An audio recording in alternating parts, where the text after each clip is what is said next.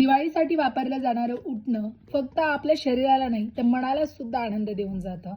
ते आपण जेव्हा शरीराला लावतो त्या वासाने आपल्याला मन, डोकं, शरीर सगळं काही शांत होतं. ब्लड सर्क्युलेशन वाढतं आपल्या बॉडीतलं.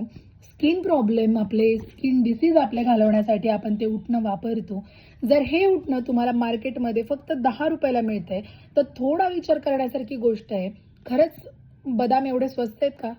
खरंच चंदन एवढं स्वस्त आहे का? की त्यात वापरली जाणारी पावडर तुम्हाला एवढी स्वस्त मिळते? त्यामुळे क्वांटिटीचा किंवा प्राईसचा विचार करण्याआधी तुम्ही क्वालिटीचा विचार नक्की करा.